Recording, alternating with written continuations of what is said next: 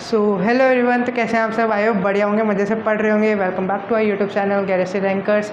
मैं हूं आपका केमिस्ट्री का एजुकेटर, लेके आ चुका हूं आपके लिए एक नया चैप्टर क्लास 12 केमिस्ट्री का, विच इज़ सोल्यूशन। ये एक फिजिकल केमिस्ट्री का चैप्टर है। मैंने आपको जैसे ओवरव्यू दिया था आपकी वीडियोज़ में, पहले वाली वीडियोज़ में। फिजिकल केमिस्ट्री के 3 चैप्टर है basically, solution, electrochemistry, chemical kinetics. तो उसका फर्स्ट चैप्टर लेके आ चुका हूँ सोल्यूशन। काफ़ी ईजी चैप्टर है, सोल्यूशन 1 में हम पढ़ते हैं, ठीक है। यहाँ पे मैं बताऊँ सोल्यूशन की एक छोटी सी डेफिनेशन है, वो मैं आपके लिए लिख देता हूँ, ठीक है। तो it basically it is a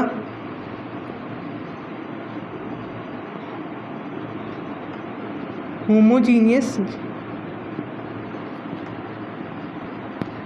mixture of 2 और more than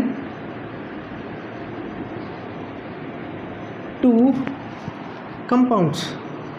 यहाँ पे मैंने लिखा कि आपका जो सोल्यूशन है ना, वो एक होमोजीनियस मिक्सचर है। होमोजीनियस मिक्सचर मतलब, होमो का मतलब आपको सिंपल सी भाषा में बताऊँ तो सेम, यानी सेम भी हो सकता है। दो कंपाउंड हो सकते हैं, 2 या 2 से ज़्यादा कंपाउंड्स का जो मिक्सचर होता है वो बेसिकली टर्म्स है, उसको हम टर्म करते हैं, बेसिकली उसको हम बोलते हैं सोल्यूशन बोलते हैं। अब मैं आपको बताऊँ कि कंपोनेंट्स ऑफ सोल्यूशन, या आपका ये components of solution, components of solution, ठीक है। तो ये सोल्यूशन को आपको 2 कंपोनेंट्स में बेसिकली क्लासिफाई किया गया है। Number 1 is your solute, second one is your solvent, ठीक है। सोल्यूट एंड सॉल्वेंट, सोल्यूशन के बारे में मैंने आपको डेफिनेशन लिखी, काफ़ी इजी डेफिनेशन थी। उसके बारे में हम पढ़ते हैं कंपोनेंट्स ऑफ सोल्यूशन के बारे में। तो ये कंपोनेंट्स ऑफ सोल्यूशन 2 प्रकार के होते हैं, 2 टाइप्स के होते हैं। Number 1 is your solute, number 2 is your solvent. Solute की बात करें अपन, सो बेसिकली ये सोल्यूट से आपको वर्ड से भी पता चल रहा होगा, सोल्यूट मीन्स कम अमाउंट का। सो basically it is less in amount, ठीक है। सोल्यूट आपका जो होता है, सोल्यूट वो होता है लेस इन अमाउंट, यानी आपका जो सोल्यूशन है उसमें 100% का आपका सोल्यूशन होता है। तो 100% सोल्यूशन में आपका मोर देन 50% सोल्यूशन जो होता है वो आपका सॉल्वेंट होता है, और लेस देन 50% जो सोल्यूशन होता है वो आपका सोल्यूट होता है। तो यानी जो ज़्यादा होगा वो आपका टर्म करेगा सॉल्वेंट की कैटेगरी में, जो आपका कम होगा वो आपकी सोल्यूट की कैटेगरी में टर्म करेगा, ठीक है। सेकेंड मैं सॉल्वेंट के बारे में यहाँ पे लिखूँ, सो मोर इन अमाउंट, ठीक है। अब यहाँ पे अपने सोल्यूट और सॉल्वेंट के बारे में लिखा है ना। अब यहाँ पे कुछ एग्जांपल मैं आपको देता हूँ सोल्यूशन के। जैसे आपका एग्जांपल हुआ ब्रास का एग्जांपल हुआ, ब्रॉन्ज के एग्जांपल्स हुए, या आप पढ़ेंगे, आप डी ब्लॉक में पढ़ेंगे, आपके आने वाले चैप्टर्स है इनऑर्गेनिक के, उसमें पढ़ेंगे, ठीक है। और आपके और भी टाइप के सोल्यूशन हुए, आपके जैसे ऑर्गेनिक केमिस्ट्री में सोल्यूशंस होते हैं, दो अलग अलग सोल्यूशन को मिला के एक न्यू सोल्यूशन प्रोड्यूस करता है। वो भी टाइप के सोल्यूशंस होते हैं, उसमें कौन सोल्यूट होता है, कौन सॉल्वेंट होता है, कैसे क्या सोल्यूशन बनते हैं, वो अपन आगे पढ़ेंगे। बेसिकली आपको छोटी सी जानकारी होनी चाहिए, ये चैप्टर लिंक करता है आपके अलग अलग चैप्टर से, तो या इट इज़ इम्पॉर्टेंट चैप्टर, ठीक है। तो यहाँ पे हम सोल्यूशन के बारे में पढ़ लिए, कंपोनेंट्स ऑफ सोल्यूशन के बारे में पढ़ लिए। हम यहाँ पे कुछ प्रॉपर्टीज आती है सोल्यूशन की, वो मैं लिख देता हूँ, ठीक है। जब तक यहाँ पे लिख देते हैं, तो देख सकते हैं आप, हमने यहाँ पे प्रॉपर्टीज ऑफ सोल्यूशन यहाँ पे लिख चुके हैं। तो आपकी फर्स्ट प्रॉपर्टी आती है सोल्यूशन की, ये एक होमोजीनियस मिक्सचर है, it is a homogeneous mixture. जैसा कि मैंने आपको इसकी डेफिनेशन में बताया था कि it is a homogeneous mixture of more than 2 और more than 2 solvent plus solute, इनका मिक्सचर होते हैं। तो basically it is a homogeneous mixture, ठीक है। होमोजीनियस मिक्सचर का मतलब मैं आपको बताऊँ, होमोजीनियस मतलब आपको पता ही था, सेम अमाउंट ऑफ मिक्सचर होते हैं, इसलिए आपको इस फर्स्ट पॉइंट इसी से रिलेटेड है, ठीक है। सेकंड पॉइंट आता है आपका, it is a stable mixture. ये एक स्टेबल मिक्सचर होता है। ऐसा भी होता है कि आपके कई सोल्यूशन आपके अनस्टेबल भी होते हैं, लेकिन यहाँ पे क्या होता है, ये मोस्टली आपके सोल्यूशन होते हैं, मोस्टली यानी ऑलमोस्ट सारे सॉल्यूशन आपके जो होते हैं वो होते हैं आपके स्टेबल, ठीक है। कई कई सॉल्यूशन होते हैं जो अनस्टेबल होते हैं, कुछ टाइम के लिए बनते हैं फिर वो डिफॉर्म हो जाते हैं, कुछ टाइम के लिए तो फॉर्म होता है लेकिन फिर बाद में क्या होता है डिफॉर्म हो जाते हैं, ठीक है। Third one is your the size of particle is very small. हाँ, यहाँ पे ये इंपॉर्टेंट पॉइंट आता है आपका साइज़ के बारे में। तो आपके जो पार्टिकल्स होते हैं ना सोल्यूशन के, वो छोटे छोटे पार्टिकल्स से बन के बनते हैं एक अच्छा सा बड़ा सोल्यूशन। तो जो पार्टिकल्स के जो साइज़ होता है ना वो 1 पिकोमीटर टू 1 नैनोमीटर के आसपास होता है। 1 पिकोमीटर के मैं बताऊँ आपको इसकी रेंज होती है 10⁻⁻12 मीटर। सोचो 10⁻12 माइनस में 12 है तो मतलब बहुत ही ज़्यादा छोटा हो गया, पर हम सोच भी नहीं सकते इतना छोटा हो गया। तो मतलब ठीक है 1 पिकोमीटर टू 1 नैनोमीटर। अब वो ये 4th पॉइंट आपसे इससे रिलेटेड ही है कि they can't see through our naked eyes. इनको हम अपनी आंखों से नहीं देख सकते, सीधी सी बात है, जब इनको हम इमेजिन भी नहीं कर सकते कितने छोटे हो सकते हैं, तो इनको हम अपनी आंखों से भी देख नहीं सकते। 5th पॉइंट आता है आपका it is a true solution. True solution का मतलब यही होता है भाई वही है, सेम स्टेप ही है आपका। स्टेबल सॉल्यूशन और ट्रू सॉल्यूशन लगभग सेम है, उस अलग अलग पॉइंट की कैटेगरी में उनको टर्म कर दिया है कि हाँ ये अच्छा सच्चा सॉल्यूशन बनाएगा, बेसिकली इतना सा मतलब है, फॉल्स सॉल्यूशन नहीं होगा, ठीक है। 6 पॉइंट आता है, ये अच्छा पॉइंट है, इंपॉर्टेंट पॉइंट है, ठीक है। दे can separate through filtration method. They can't separate through filtration method, ठीक है। कैंट क्या लिखा है, कैन नॉट आएगा यहाँ पे, दे कैन नॉट, ठीक है। यहाँ पे क्या है, they can not separate through filtration method, ठीक है। तो कैन नॉट फिल्ट्रेशन मैथड है, मैं आपको बताऊँ, जैसे आप क्लास 11th में GOC पढ़ेंगे तो पढ़ चुके होंगे आप, तो उसमें आपने मेथड पढ़ा होगा POC में, प्रैक्टिकल ऑर्गेनिक केमिस्ट्री में, फिल्ट्रेशन मेथड, तो उससे रिलेटेड ये फिल्ट्रेशन मेथड, ठीक है। हम बाद में इसकी वीडियो भी डालेंगे 11th की, तो वो ठीक है। 7 पॉइंट आता है आपका they can separate to distillation sublimation method. वो ये POC का कॉन्सेप्ट ही है, यहाँ पे डिस्टिलेशन और सब्लिमेशन मेथड से आप इनको सेपरेट कर सकते हैं, जैसे आपको रिमेंबर करना है आपके नॉलेज के पॉइंट ऑफ व्यू से, ठीक है। 8th one is they can show Tyndall effect. आप टिंडल इफेक्ट नहीं जानते होंगे, मैं बता देता हूँ। टिंडल इफेक्ट होता है बेसिकली स्कैटरिंग ऑफ लाइट, ठीक है। ये आपका इफेक्ट होता है, स्कैटरिंग ऑफ लाइट का इफेक्ट होता है, ठीक है। स्कैटरिंग ऑफ लाइट आप शुभम भैया जो हैं वो आपके फिजिक्स में पढ़ा देंगे, रे ऑप्टिक्स में, तो वो ठीक है। 9th पॉइंट इज और they can not exhibit Brownian motion. Brownian motion आप जैसे समझ सकते हैं, एक आप स्ट्रेट पाथ फॉलो कर रहे हैं, एक आप ये घूम घूम के आ रहे हैं, घूम घूम के यू, तो ये होता है ब्राउनियन मोशन। बेसिकली आप इसको नाम दे सकते हैं जिग जैग मोशन, ठीक है। हम यहाँ पे ये पढ़ चुके हैं, ठीक है। तो यहाँ पे हमने यहाँ पे ये कवर कर लिया आपकी प्रॉपर्टीज ऑफ सॉल्यूशन के बारे में, ठीक है। अब आपका नेक्स्ट पॉइंट आता है, नेक्स्ट टॉपिक आता है आपका टाइप्स ऑफ सॉल्यूशन के बारे में। तो वो आपके 2 टाइप्स के होते हैं, on the basis of concentration, on the basis of physical state. तो ये है ना, ज़्यादा काम की नहीं है, तो ये मतलब ऊपर की बात है। तो मैं आपको एक मेन चीज़ है जो आपके बोर्ड्स में डेफिनेटली आएगी, 5 स्टार मार्क कर लेना, जो मैं भी लिखवाने वाला हूँ, ठीक है। वो है आपका यूनिट्स ऑफ कंसंट्रेशन, ये चीज़ है, तो लिखते हैं, ठीक है, मिटा। तो हमने यहाँ पे यूनिट्स ऑफ कंसंट्रेशन के बारे में हम बात कर रहे थे, ठीक है। यूनिट्स ऑफ कंसंट्रेशन मैं आपको जैसे बताया, कंफर्म में यहाँ से एक क्वेश्चन आएगा ही आएगा आपका, और ये आगे भी काम में आएगी आपकी टर्म्स है यूनिट ऑफ कंसंट्रेशन में। कंसंट्रेशन टर्म्स होती हैं आपकी, अलग अलग टर्म्स होती हैं, वो मैं आपको डिस्कस कर देता हूँ, ठीक है। तो यहाँ पे अपन टॉपिक डालते हैं units of concentration, basically units of concentration, ठीक है। हाँ, तो इसमें आपको एक अच्छे से बात बताता हूँ। जो आपकी कंसंट्रेशन टर्म्स होती है ना, वो आपके 2 पार्ट्स में डिवाइडेड होती है। First one is your temperature dependent, second one is your temperature independent, ठीक है। तो मैं लिख देता हूँ, ठीक है। First one is your temperature, PERA, temperature ERA, temperature, अरे यार स्पेलिंग, टेम्परेचर पर मैंने डॉट कर देते हैं, स्पेलिंग का कोई दिक्कत नहीं है। Temperature basically dependent. Next one second category आपकी आती है DENT। सेकंड कैटेगरी आपकी आती है टेम्परेचर इंडिपेंडेंट।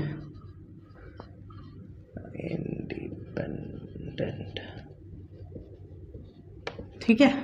हाँ, तो टेम्परेचर डिपेंडेंट में आपकी फर्स्ट टर्म आती है, देखो टेम्परेचर डिपेंडेंट इंडिपेंडेंट, इसका आपको एक लॉजिकली मैं मतलब भी बताता हूँ। टेम्परेचर डिपेंडेंट, कौन सी चीज़ टेम्परेचर पर डिपेंडेंट होगी, कौन सी चीज़ टेम्परेचर पर डिपेंडेंट नहीं होगी, वो चीज़ अपन यहाँ पे पढ़ने जा रहे हैं। ठीक है, अलग अलग कंसंट्रेशन टर्म्स हैं जो आपके यहाँ पे टेम्परेचर पर डिपेंडेंट होगी, कई कंसंट्रेशन टर्म आपके टेम्परेचर पर डिपेंडेंट नहीं होगी। बेसिकली आपको सिंपल सा लॉजिक है, एक शॉर्ट ट्रिक टाइप में सुन सकते हो, बहुत इजी है। ठीक है, बहुत काम में आएगी। जिस कंसंट्रेशन टर्म में आपका वॉल्यूम आ रहा है ना, जिस कंसंट्रेशन टर्म में आपका वॉल्यूम आ रहा है ना, वो चीज़ टेम्परेचर डिपेंडेंट होगी। अब मैं यहाँ पे कंसंट्रेशन टर्म की बात करूँ, डिपेंडेंट में वॉल्यूम, मोलैरिटी,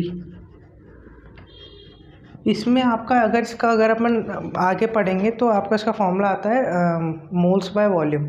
तो वॉल्यूम पे डिपेंडेंट है कंसंट्रेशन टर्म। ठीक है, अगर टेम्परेचर इंडिपेंडेंट में बात करें तो मोलैलिटी। अगर आप पहली बार सुन रहे हैं ना तो कन्फ्यूज़न होगा, 11th में पढ़ाया जाता है, लेकिन अगर आप पहली बार सुन रहे हैं कन्फ्यूज़न होगा क्वेश्चंस में। तो ऐसा है, इसका सिंबल रिप्रेजेंटेशन होता है कैपिटल M, इसका सिंबल रिप्रेजेंटेशन होता है स्मॉल m। ठीक है, अच्छे क्वेश्चन करेंगे अपन जेईई नीट के जो क्वेश्चंस करेंगे उसमें बहुत काम आएगी मोलैरिटी के बारे में। इनका एक फॉर्मूला भी दोनों का कंबाइन होकर बनता है, लेकिन आपके बोर्ड के पॉइंट ऑफ व्यू से कुछ भी नहीं है, मतलब आता ही नहीं है। लेकिन अगर जेईई के अगर देखें तो एक फॉर्मूला आता है, अच्छा फॉर्मूला आता है, वो हम बाद में डिस्कस करेंगे। ठीक है, सेकेंड टर्म आती है आपकी टेम्परेचर इंडिपेंडेंट में, ठीक है, टेम्परेचर डिपेंडेंट में और टेम्परेचर इंडिपेंडेंट। यहाँ पे सेकंड पॉइंट लिखते हैं। टेम्परेचर डिपेंडेंट में अब आपके आती है वॉल्यूम परसेंटेज,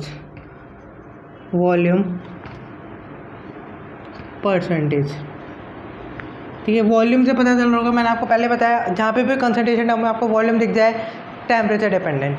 ठीक है, यहाँ पे आती है वॉल्यूम परसेंटेज, यहाँ पे आती है आपकी मास परसेंटेज, टेम्परेचर इंडिपेंडेंट पर PER परसेंटेज। ठीक है, हाँ, तो आपका थर्ड पॉइंट आता है। ठीक है, यहाँ पे थर्ड पॉइंट अगर हम लिखें, first point molality, volume percentage, mass percentage. यहाँ पे आता है आपका मास बाय वॉल्यूम परसेंटेज, मैं सिंबल से एक्सप्रेस कर देता हूँ इसके। ठीक है, ये सिंबल होता है परसेंटेज। ठीक है, वॉल्यूम वापस आ गया टेम्परेचर डिपेंडेंट किस कैटेगरी में।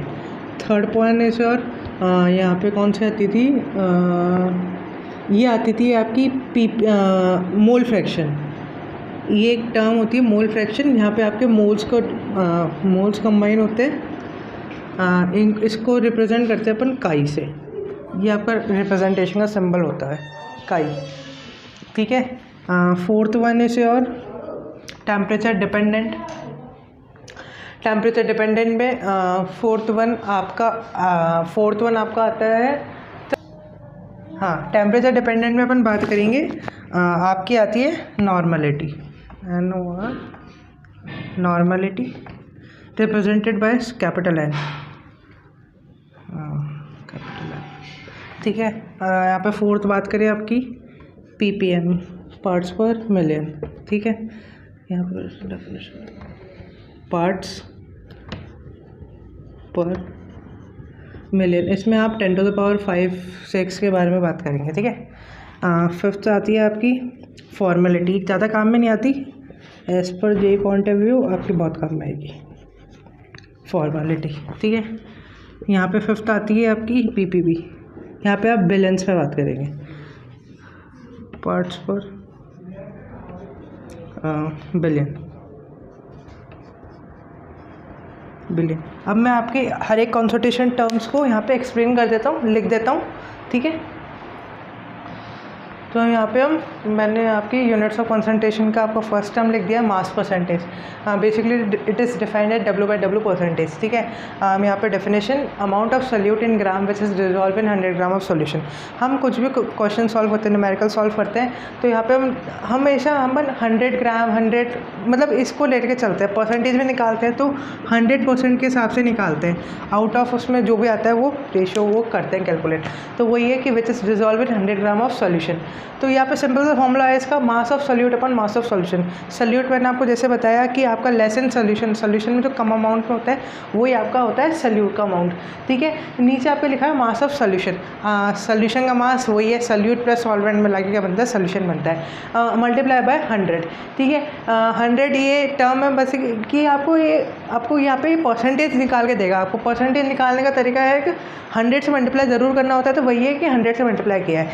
तो बेसिकली आपको जो सोल्यूट है उसको रिप्रेजेंट किया मैंने WB से। आप चाहो तो कुछ भी सिंबल कोई सा भी रिप्रेजेंट कर सकते हो।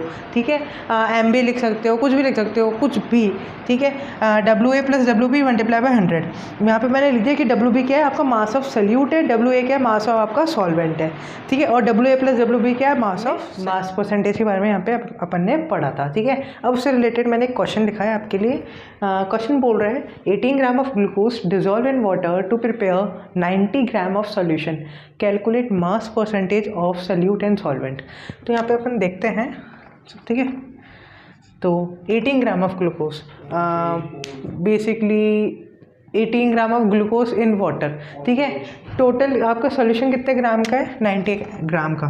तो WA प्लस WB आपका कितना हो गया, 90।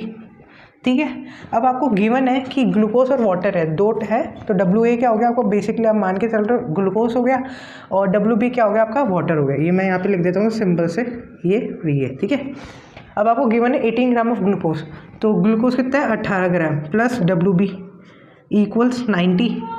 ठीक है, तो WB equals 90 minus 18, as you all know it is 72 gram आपको क्या हो गया, वाटर हो गया। ठीक है, अब अपन यहाँ पे क्या कैलकुलेट करेंगे, मास परसेंटेज। ठीक है, तो बेसिकली W परसेंट। ठीक है, किसके लिए कैलकुलेट करते हैं, ग्लूकोज के लिए कैलकुलेट कर लेते हैं। फॉर ग्लूकोज फॉर्मूला क्या होता है, mass of solute upon mass of solution multiply by 100। ठीक है, मास ऑफ सोल्यूट, ग्लूकोज के लिए सोल्यूट क्या हो गया, सोल्यूट क्या है 18 ग्राम अपॉन सोल्यूशन का मास कितना है 90 gram multiply by 100। So 18 5 90 and 5 20, so basically it is 20%। ठीक है, ये आपका आ गया ग्लूकोज का। बेसिकली ये क्या हो गया आपका, सोल्यूट का। तो मास परसेंटेज ऑफ सोल्यूट, तो यहाँ पे आप ये क्या किसका आ गया, सोल्यूट का। ठीक है, mass percentage. Next one W/W percentage, percentage of water. ठीक है, परसेंटेज ऑफ वाटर अपन देखें तो अपन ने वाटर निकाला था 72 ग्राम, तो 72 अपॉन, अब मास ऑफ सॉल्यूशन वही है 90 आपका। ठीक है, मल्टीप्लाई बाय 100, अब आपको ये काटना तो आता ही होगा। ठीक है, it's 18 4 72, 18 5 90 and it's 20। So basically it is 80%। वैसे भी आप थोड़ा लॉजिक से सोचें तो 100 ग्राम का कोई सोल्यूशन होता है, 20 ग्राम आपको सोल्यूट निकल गया, तो रिमेनिंग कितना बचा 80, तो वो 80% आपका क्या हो गया, सॉल्वेंट का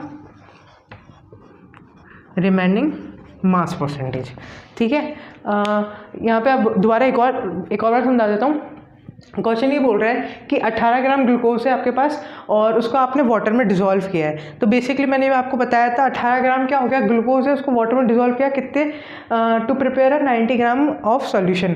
तो 90 ग्राम आपको सॉल्यूशन बनाना है, तो 18 ग्राम, तो यानी 90 में से 18 माइनस करोगे 72, तो 72 आपका क्या हो गया, यहाँ पे वाटर आ गया। ठीक है, वैसे आपको मास परसेंटेज कैलकुलेट करना था, आपको सोचना क्या था, यहाँ पे WA प्लस WB आपको क्या है 90 है, मास ऑफ सॉल्यूशन।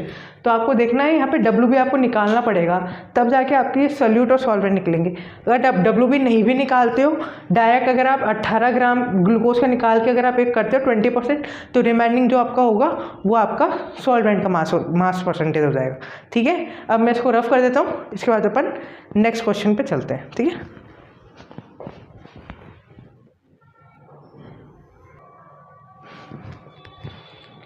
सो यहाँ पे मैंने आपका सेकंड क्वेश्चन लिख दिया है, ठीक है। तो क्वेश्चन ये बोल रहे हैं 550 gram of aqua solution of sucrose is prepare having concentration 0.25% by mass, calculate mass of sucrose and water. ठीक है, ठीक है, ठीक है। क्वेश्चन ये बोलना चाह रहा है कि आपके पास एक्वस सॉल्यूशन है, basically mass of solution given है आपको, यानी वही है आपके पास WA प्लस WB, ठीक है। कितना है 550 ग्राम, ठीक है। 550 ग्राम गिवन है। सबसे पहले क्वेश्चन करने की ट्रिक होती है, जो कुछ भी गिवन है ना उनको सबको एक बार उतार लो आप, जिससे आपको सारे इतनी अच्छी कॉम्प्लेक्स लैंग्वेज को अगर आप एक छोटे से डेटा में उतार लोगे तो आपको क्या करना होगा वो पता चल जाएगा, ठीक है। तो WA प्लस WB आपको गिवन है 550 ग्राम, ठीक है। और इसमें बोल रहा है कि जो सुक्रोस है आपका, सुक्रोस आप फॉर्मूला आपको पता होगा, जैसे C12H22O11, बेसिकली है ना सुक्रोस होता है आपका केन शुगर, गन्ना होता है गन्ना, उसको आप बोलते हो सुक्रोस, ठीक है। और उससे ही आपके दो कंपाउंड बनते हैं, अगर आप उसकी वाटर के साथ रिएक्शन करवाते हो, ग्लूकोज एंड फ्रक्टोज, ये आप बायोमॉलिक्यूल्स में पढ़ेंगे, ठीक है। तो इसमें गिवन है 0.25% बाय मास, तो सुक्रोज कितना गिवन है 0.25%, तो बेसिकली 0.25 बाय 100 इक्वल्स क्या गिवन है सुक्रोज, तो सुक्रोज क्या है WA upon mass of solution कितना है 550, ठीक है। अब इसको काटेंगे, मल्टीप्लाई पॉइंट हटाएंगे 100, एक जीरो से एक जीरो गया, ये 1/4, ठीक है, और ये हो गया 2, ये हो गया 11, ठीक है। तो ये 1/8 बराबर WA/11, ठीक है। सो 11/8 बराबर WA मास ऑफ सुक्रोज, ठीक है। सो इट इज अबाउट 1.37 या 1.37, ये आपका आ गया मास ऑफ सुक्रोज, ठीक है। अब आपको क्या कैलकुलेट करना है मास ऑफ वाटर, सिंपल सा है, सुक्रोज का मास आ गया, यहाँ से सुक्रोज WA आ गया आपके पास 1.37 प्लस WB यानी mass of water equals 550 gram, so WB equals 550 minus 1.37, so it is about 548.6, हाँ 548.63, ठीक है। ये आ गया आपका मास ऑफ वाटर, ठीक है। अच्छा था, इजी था क्वेश्चन, बट आपको ये थोड़ा सा सोचना पड़ेगा कि आपको ये गिवन है।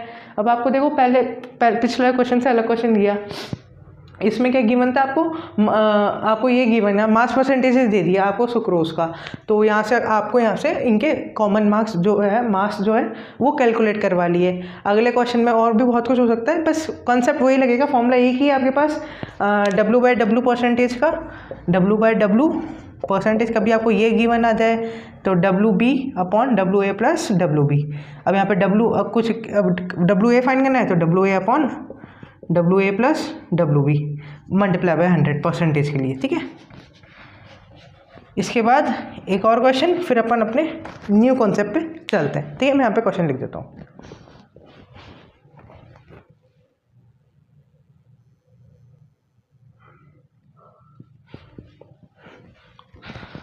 तो मैंने यहाँ पे आपके लिए थर्ड और लास्ट क्वेश्चन है मास परसेंटेज से रिलेटेड, तो इजी क्वेश्चन है ये भी, ठीक है। करते हैं चलो सॉल्व। क्वेश्चन बोल रहा है कि आपको 20 gram of sulphuric acid dissolve in 180 gram of water, ठीक है, and calculate mass percentage of sulphuric acid. केवल और केवल किसका पूछ रहा है मास परसेंटेज, सल्फ्यूरिक एसिड का पूछ रहा है। हाँ, तो यानी पहले आपको देख लो यहाँ पे सल्फ्यूरिक एसिड कितना है 20 ग्राम, वाटर कितना है 180 ग्राम, सो बेसिकली WA क्या हो गया, WA हो गया आपका कुछ भी मान लो 180 ग्राम एंड WB आपका क्या हो गया 20 ग्राम। बस ये ध्यान रखना कि क्या कौन सी चीज़ क्या है, यानी मतलब सल्फ्यूरिक एसिड कितना ग्राम है और वाटर कितना ग्राम है वो आपको देखना है, ठीक है। अब क्या कर सकते हैं इसमें, मास परसेंटेज कैलकुलेट करना है सल्फ्यूरिक एसिड, वही है, सिंपल है, W/W percentage, W/W percentage of sulphuric acid. तो सल्फ्यूरिक एसिड कितना ग्राम है 20 ग्राम, मास ऑफ सॉल्यूशन कितना हो गया इन दोनों का total, which is 200 grams, so 200 gram I mean 200 multiply by 100, basically 2 को this, so it is 10 I think, हाँ 10 ही होगा ना, ये 2, हाँ 10 10%। तो कितना आ गया आपका सल्फ्यूरिक एसिड, कितना आ गया 10। तो मास परसेंटेज ऑफ सल्फ्यूरिक एसिड कितना आ गया 10। अगर आपसे क्वेश्चन में पूछता मास परसेंटेज ऑफ वाटर भी बताइए, तो वाटर का अगर डायरेक्ट वैसे देखिए तो 90% आपका क्या हो गया, वाटर हो गया, वरना अपन कैलकुलेट भी कर सकते हैं।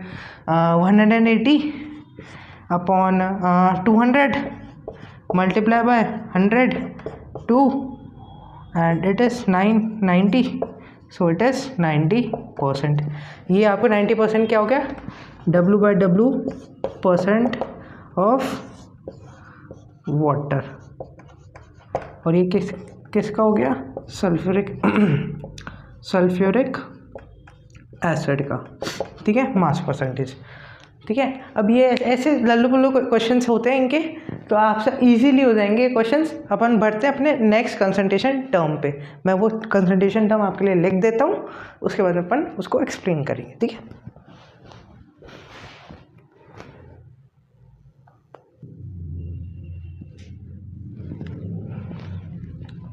सो यहाँ पे मैंने आपकी एक और न्यू कंसंट्रेशन टर्म एक्सप्लेन की है, मोल फ्रैक्शन। चलिए बताइए, ये टेम्परेचर डिपेंडेंट होती है, टेम्परेचर इंडिपेंडेंट होती है? हाँ, ये टेम्परेचर इंडिपेंडेंट होती है। ठीक है, अब इसमें अपन बात करते हैं इसकी डेफिनेशन की। डेफिनेशन क्या होता है, डेफिनेशन अपने मन से बनानी होती है। आपको मेनली क्या होता है, फॉर्मूला पता होना चाहिए। फॉर्मूला पता है, डेफिनेशन आप इजीली बना लोगे। ठीक है, तो the ratio of moles of solute and moles of solution is terms as mole fraction.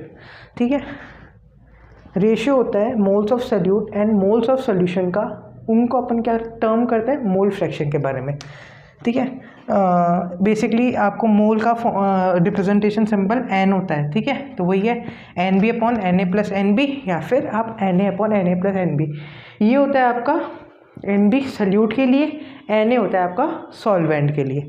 ठीक है, ये मोस्ट इंपॉर्टेंट रिलेशन है। कई बार क्वेश्चन इससे भी सॉल्व होते हैं कि आपका जो मोल फ्रैक्शन दोनों होते हैं ना, mole fraction of A, mole fraction of B, अगर आप इन दोनों को ऐड करते हैं तो वो आपके किसके इक्वल आता है, 1 के इक्वल आता है। अपन इससे रिलेटेड अपन क्वेश्चन करेंगे तो और ज़्यादा अच्छी तरह समझ में आएगा। ठीक है, मैं अभी आपके लिए क्वेश्चन यहाँ पे फ्रेम कर देता हूँ, फिर हम देखते हैं क्वेश्चन को। ठीक है, चालू करें। हाँ, तो मैंने आपके लिए मोल फ्रैक्शन का एक क्वेश्चन लिख दिया है, बहुत इजी क्वेश्चन है ये भी। ठीक है, आप देखते हैं क्वेश्चन क्या बोल रहा है। ये क्वेश्चन बोल रहा है 70 gram of benzene dissolve in 154 gram of carbon tetrachloride CCl4, calculate mole fraction of each compound. इन सारे कंपाउंड की बेंजीन की तो आप बहुत अच्छी अच्छी रिएक्शन भी पढ़ेंगे ऑर्गेनिक में, है ना। कार्बन टेट्राक्लोराइड ये आप ये शायद रिएजेंट के रूप में यूज़ आएंगे ऑर्गेनिक में, अलग अलग टाइप के यूज़ आएंगे सारे कंपाउंड्स। तो अभी तो इनके पास बियॉन्ड इनके क्वेश्चन है। तो यहाँ पे बोल रहे हैं कि 78 ग्राम ऑफ बेंजीन, यानी आपको बेंजीन कितना गिवन है, तो बेसिकली ये क्या हो गया आपका 78 क्या हो गया, WB कुछ भी मान लो, कुछ भी, हाँ WB मान लेते हैं। WB आपका क्या हो गया 78। ठीक है, और बेंजीन, पहले आपको बेंजीन का मैं आपको बता देता हूँ फॉर्मूला क्या होता है, C6H6, आपको पता होगा। C6 यहाँ से क्या होता है, अपन यहाँ से मोल कैलकुलेट करेंगे, तो 6 इसका मोलर वेट कैलकुलेट कर रहे हैं, मल्टीप्लाई बाय 12 इसका molecular mass plus 6 multiply by 1, so 12 6 72 plus 6 it is 78 gram. So basically 78 ग्राम क्या आ गया, MB, यानी मॉलिक्यूलर वेट ऑफ बेंजीन। क्या आ गया 78, देख लो दोनों सेम ही आ गए। तो यहाँ से NB कितना आ गया, WB अपॉन, ये फॉर्मूला होता है मोल निकालने का, WB अपॉन MB। ठीक है, WB कितना आ गया 78, ये कितना आ गया 78, कैंसिल आउट हो गया, कितना आ गया आपके पास 1 मोल, कितना आ गया 1 मोल। ठीक है, अब ऐसे ही अपन कैलकुलेट करते हैं CCl4 का, कार्बन टेट्राक्लोराइड का। ठीक है, यहाँ पे लाइन कैसे, यहाँ पे तो चालू करते हैं। तो आपको MWA कितना गिवन है 154 ग्राम। ठीक है, क्या गिवन है WB, और ये क्या है MB, MA कितना है CCl4। अब चलो कैलकुलेट करते हैं CCl4 का, हम यहीं पे कैलकुलेट कर लेते हैं। CCl4, C यानी C carbon, 6 multiply 1 plus 4। Chlorine का एटॉमिक वेट कितना होता है 35.5। ठीक है, 35.5, ये कितना हो गया आपका, ठीक है 6 प्लस 5 4 22, 5 4 20 22 22, 4 12 12 2 14, 142। ठीक है, 142 हो गया, प्लस 6 148, कितना ग्राम हो गया? 148 ग्राम हो गया। ये कितना हो गया? 148 ग्राम। सो एन ए कितना आ गया? 154 बाय 148, ठीक है, ये आ गया आपके पास एन ए। तो ये एन ए आ गया, ये आपका एन बी आ गया। अब क्या कैलकुलेट करना है? Mole fraction of each compound. तो ठीक है, वही है एक्स ए बराबर N A upon N A plus N B. N A क्या आ गया? 154 by 148 upon N A plus N B. N A कितना है? 1 प्लस 154 बाय 148। सो ये आ गया 1 प्लस 154 बाय 148। अपन इसको कैंसिल ही कर लेते हैं यहाँ पे, इसको इतना झंझट पालने की 2 से कैंसिल आउट करते हैं। 2 7 14, 1 4 77 एंड 7 4 74, 77 बाय 74। कैसे जाएगा यार ये? कैसे नहीं जा रहा? ठीक है, कोई ना, किसी चीज़ से नहीं जा रहा, कोई बात नहीं। क्या मैंने सही कैलकुलेट किया क्या इनमें? यार अजीब सी कैलकुलेशन हो जाएगी वरना। चलो ठीक है, देखते हैं। 77 बाय ये करते हैं, इसको हटा देते हैं। 77 by 74 upon 1 plus 77 by 74, 77 by 74। So ये 74 कैंसिल हो जाएगा आपका, ठीक है।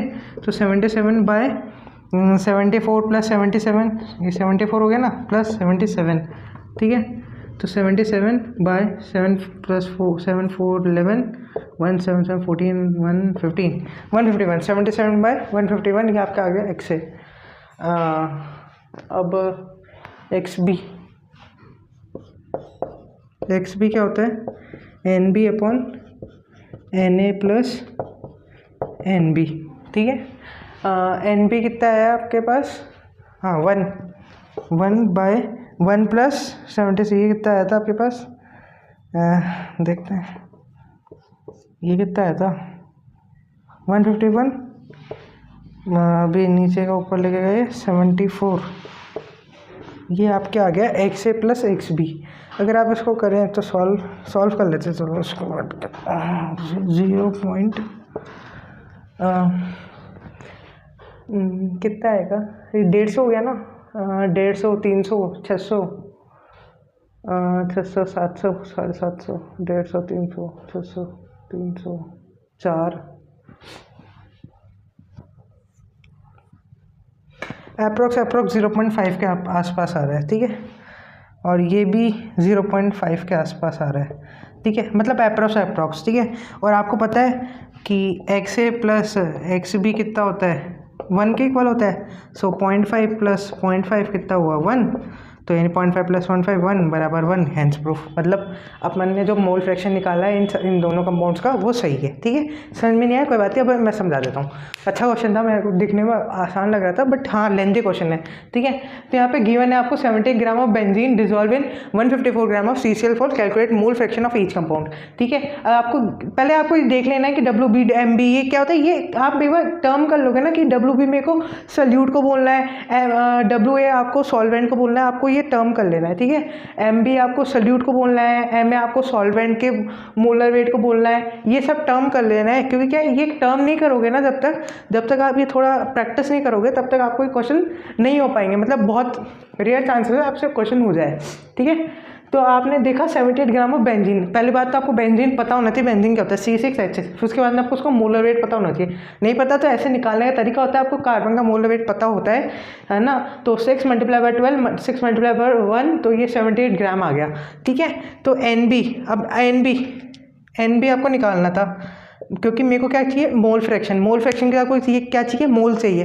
तो मोल्स का फॉर्मूला होता है given mass upon molar mass. ये आप फॉर्मूला लिख लेना साइड में, मैं यहाँ पे लिख देता हूँ साइड में।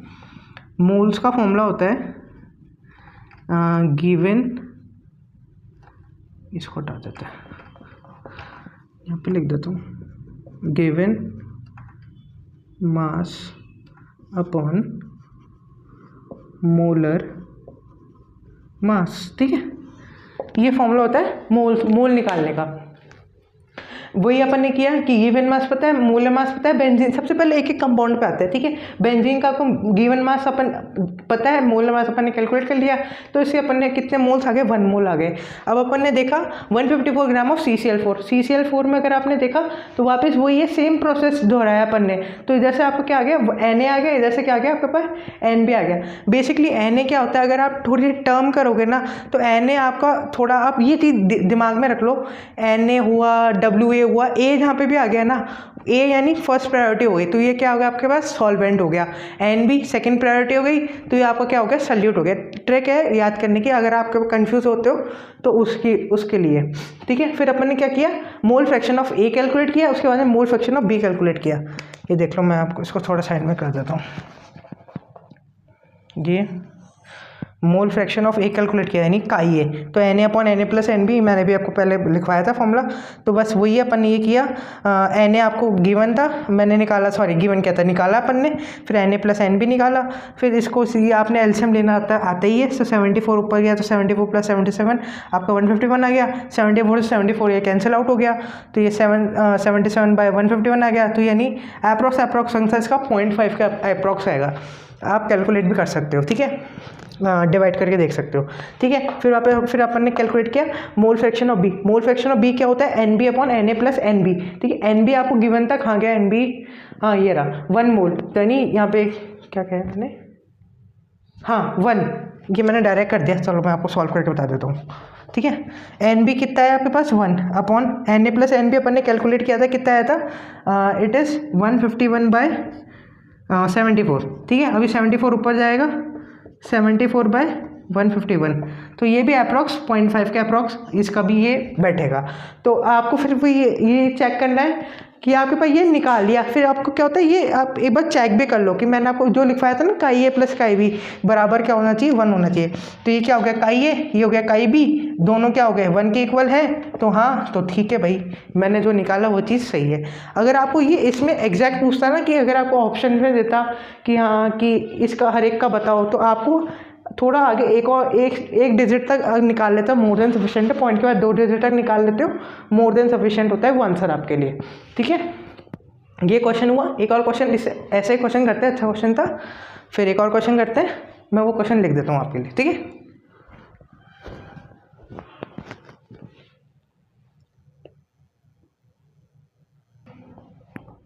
हाँ, तो यहाँ पे मैंने एक और क्वेश्चन लिखा है, पिछला क्वेश्चन काफ़ी अच्छा क्वेश्चन था, ठीक है। अब उससे रिलेटेड एक क्वेश्चन है, ओहो, इसमें आपको ये मास परसेंटेज भी गिवन है। चलिए देखते हैं, कैलकुलेट करते हैं कैसे क्या होता है। आपको गिवन है 20% of W/W aqueous solution of sulphuric acid is prepared, ठीक है। सबसे पहले 20% क्या है, यहाँ पे सॉल्यूशन 20% क्या है आपका, H2SO4 का सॉल्यूशन है, सल्फ्यूरिक एसिड का फॉर्मूला होता है, ठीक है, पता होगा आपको, ठीक है। 20% आपको गिवन है। अब आपको बोल रहा है calculate mole fraction and mole percentage of solute and solvent. Mole fraction भी कैलकुलेट करना है, मोल परसेंटेज भी कैलकुलेट करनी है, ठीक है। मोल परसेंटेज अभी हटाते हैं, पहले मोल फ्रैक्शन कैलकुलेट करते हैं, ठीक है, काफ़ी बड़ा क्वेश्चन हो जाएगा वरना। मोल fraction of solute and solvent, ठीक है। मोल फ्रैक्शन पहले अपन देखते हैं, पहले मोल फ्रैक्शन क्या होता है, काई A बराबर Na/Na + Nb, ठीक है। अब 20% ऑफ क्या है, W/W सॉल्यूशन ऑफ H2SO4, ठीक है। 20% यानी 20/100, यहाँ पे मैं सेपरेट सॉल्व कर रहा हूँ, ठीक है। H2SO4 का सॉल्यूशन है, ठीक है। क्या कर सकते हैं इसमें, WA/WA + WB, WA/WA + WB, ठीक है। अब अपन को यहाँ पे क्या सल्यूट का गिवन नहीं है, सल्फ्यूरिक एसिड, क्या करें, हाँ 20% ऑफ W/W सॉल्यूशन, तो ये कितना हो गया, 20% सल्फ्यूरिक एसिड यानी H2SO4 कितना हो गया, 20 ग्राम, ठीक है। अभी क्या बोल रहा है, सोल्यूशन प्रिपेयर कर रहा है सल्फ्यूरिक एसिड का, तो 20% यानी 20 ग्राम बेसिकली, अगर आप 100 में अगर आप देखें तो 20 ग्राम हो गया, ठीक है। अब इसमें क्या और क्या बोल रहे हैं, अब बाकी का कौन सा हो गया,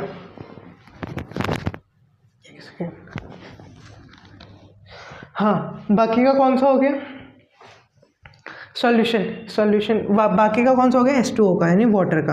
अब ये वही है कि पता नहीं है कि कैसे क्या हुआ, लेकिन देखो मैं बताता हूँ, है ना। H2SO4 आपको गिवन है 20%, तो रिमेनिंग आपका 80% बचा, तो क्या होगा सॉल्यूशन में 80% रिमेनिंग वाटर। ठीक है, ये चीज़ ध्यान रखना, बेसिक कॉन्सेप्ट है ये।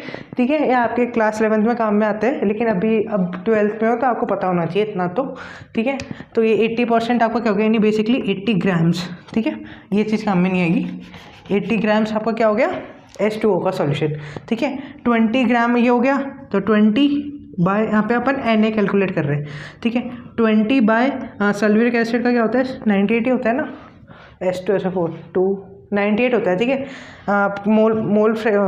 मोलर वेट आप कैलकुलेट कर लेना यहाँ पे। चलो मैं कैलकुलेट करवा देता हूँ। 2 multiply by 1 plus 1 multiply by sulphur का होता है 32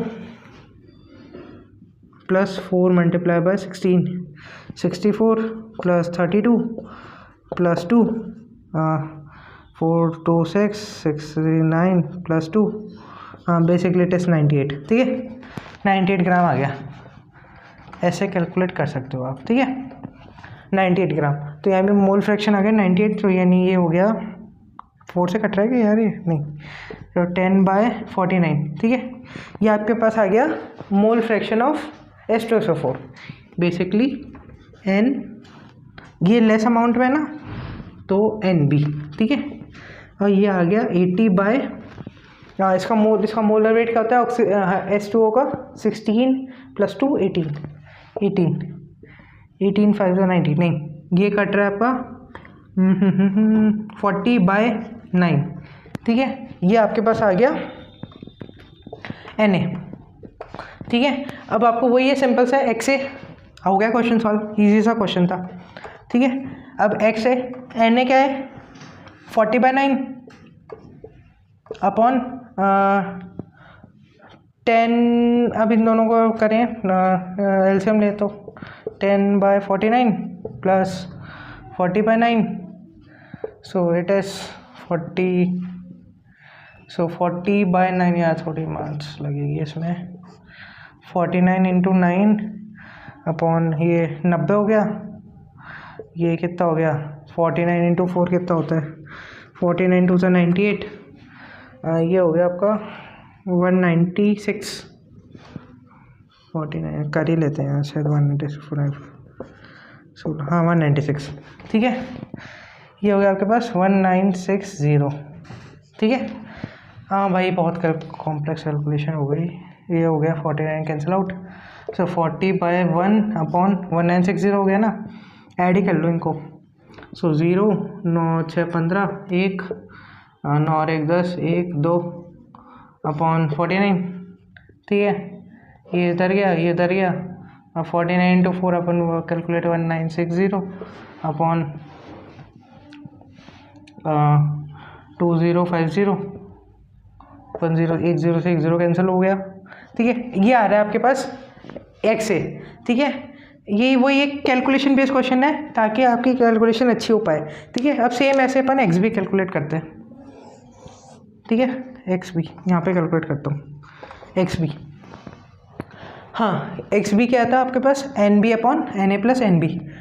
NB क्या है आपके पास 10/49 अपॉन इन दोनों को वही ऐड करने पे क्या आ रहा है, ये आ रहा था आपके पास 2050/49, 2050/49, तो ये इधर गया ये इधर गया, तो ये हो गया 490 अपॉन 49, अरे नहीं कैंसिल आउट हो गया ना, सॉरी ये कैंसिल आउट हो गया ना, तो ये कैंसिल आउट हो गया, तो 1/205, ये आपके पास आ गया XB। अब चलो इन दोनों को करते हैं ऐड।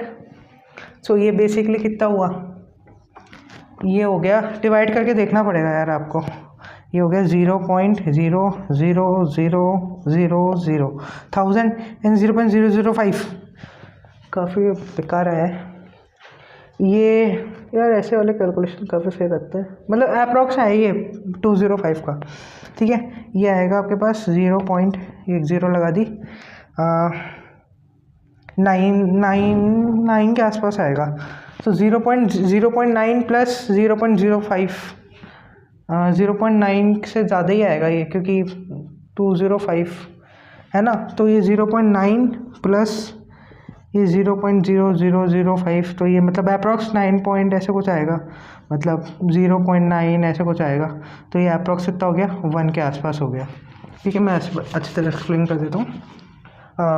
एक्स भी आ गया आपके पास 0.005, ये आ गया आपके पास अप्रॉक्स 0.9 के अप्रॉक्स। ठीक है, अब लास्ट आपका मास्टर स्ट्रोक होता है आपके पास, वही है फॉर्मूला चेक, एक्स ए प्लस एक्स बी इक्वल्स 1। ठीक है, एक्स ए प्लस एक्स बी, तो 0.9 प्लस समथिंग कुछ भी, मतलब ऐसे छोटी मोटी चीज़ें, इक्वल्स 1 के आसपास ही होगी अप्रॉक्स में, तो 1 इक्वल्स 1। ठीक है, वो ये सेम चीज़ है। अच्छा क्वेश्चन है, कैलकुलेशन बहुत ज़्यादा थी।